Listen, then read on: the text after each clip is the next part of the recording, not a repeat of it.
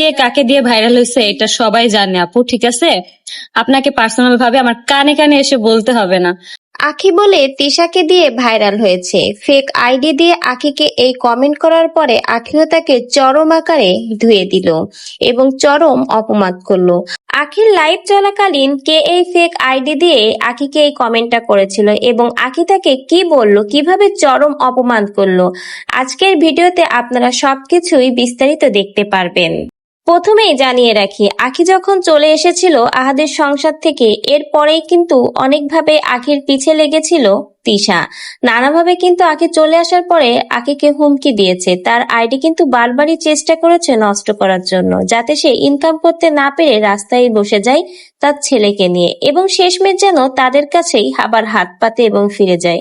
আখিকে কিন্তু প্রথম থেকেই নানাভাবে বাধা দেওয়া হয়েছে, বিভিন্ন ভাবে তাকে কপিরাইট দেওয়া হয়েছে তার এবং তার ছেলের ছবিতে। এছাড়াও তাকে ফেক কমেন্ট করা হয়। আজকে লাইভ চলাকালীন আখিকেও একই রকমের ফেক কমেন্ট করা হয়।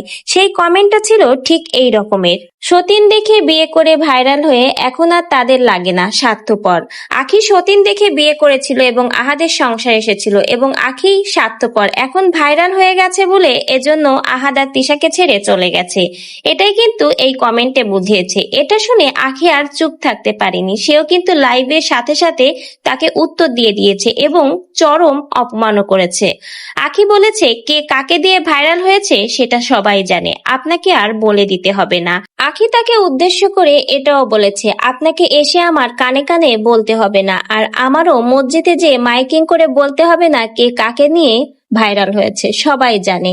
আপনাদের মতো কিছু ফালতু মহিলাদের জন্যই আজকে এই অবস্থা, ঠিক যেন পাশের বাড়ির ভাবির মতো। এই ঘরের কথা ওই ঘরে লাগাই, ওই ঘরের কথা এই ঘরে লাগাই, এই সকল মহিলাদের ধরে ওস্টা মারার দরকার। আখি লাইভে এসে তাকে এভাবেই চরম অপমান করেছে। আখি হয়তো বুঝতে পেরেছে তাকে এই কমেন্টগুলো কে করেছে, হয়তো তিশা বা পাশের বাড়ির ভাবি, এজন্য আখি তাকে লাইভ চলাকালীন চরম অপমান করে দিয়েছে।